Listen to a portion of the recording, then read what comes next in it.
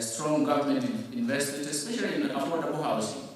Financial year 2024-2025, and also report back in terms of what are the issues. It may seem small, but it's really a reflection.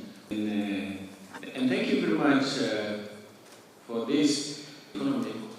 But we also want to move further in. That's the next slide. The second issue, the 9%, that was envisaged in we are projecting the second day of the annual retreat, and it's a good view. Still being revived and working very well. And we also find this crypto to come and just highlight conversation. Without further ado, allow me to taking us through the Economic Survey 2023, indeed of the state of the economy as we stand now. And then after that, we'll now then conclude and open. Is perhaps that were provided, and this is consistent with some good returns for 2 seasons continuously. They've been trying to acquire a new mean at the top.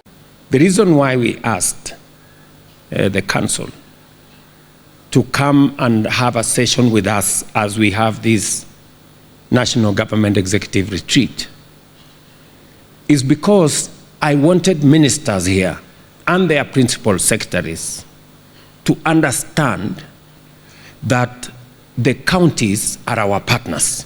They are not our competitors. They are our partners. And there is a very big opportunity by us working with counties. And we lose that opportunity if we don't work with the counties. I want to encourage ministers who are here and principal secretaries who are here and say it in their presence that county governments are not our competitors. They are our partners. They are another level of government that we must work with because the Constitution contemplates us working together. We haven't made a lot of success in some areas because we have ignored counties. We have ignored working with counties. It is good for principal secretaries who are here and cabinet secretaries who are here to understand. And I wanted to say this in the presence of the leadership of the Council of Governors so that you know that we view the county governments as an asset and as an ally and a partner for us in the delivery of the plan for the people of Kenya and the transformation of our country. And I want to persuade you to work with us on this matter. Synergy is important, and we must hem in and converge our thoughts, our plans, so that we can together change our country. Now, so just to allay the fears maybe sometimes you have, that we take it for granted that we are working together. We don't take it for granted.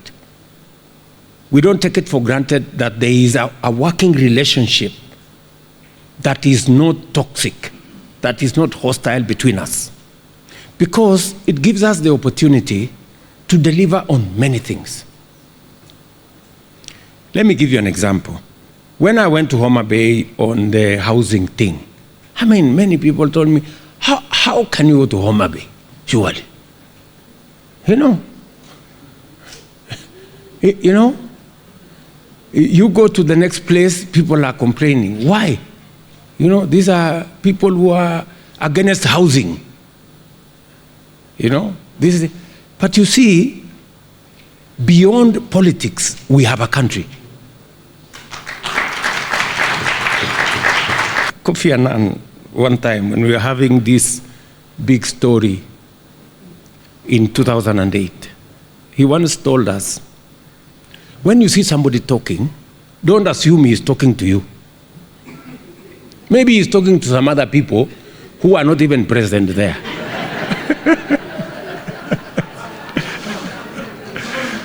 He has another audience he is addressing. So sometimes, even these statements we see from our competitors against housing, it is not that they are against housing. It is just that they have an audience there, they have to tell something. But inside, people believe this is the right thing to do. Devolution is not an invention of us. It is an invention of the people of Kenya. The people of Kenya decided that they wanted a government as close as possible to them. And let me repeat for the upteenth time that at a personal level and this administration, we support devolution 100%. You should never have any doubt as to our support for devolution. With all the, pull and push, which politics is all about, there is pull and push even between our own ministries. One ministry goes off to do something for another ministry. So these tough, little wars, if I may say, are natural in politics.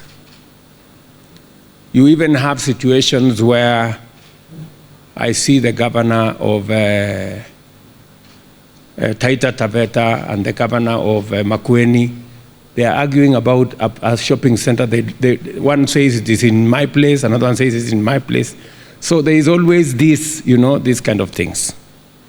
We must never mistake those kind of things as any part of government trying to claw back or to work against the next level of government.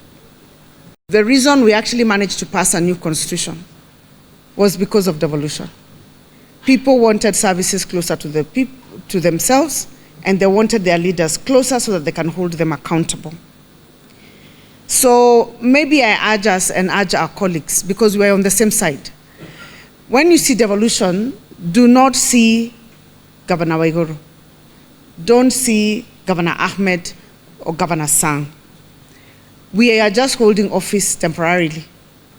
See the reason why devolution was actually established.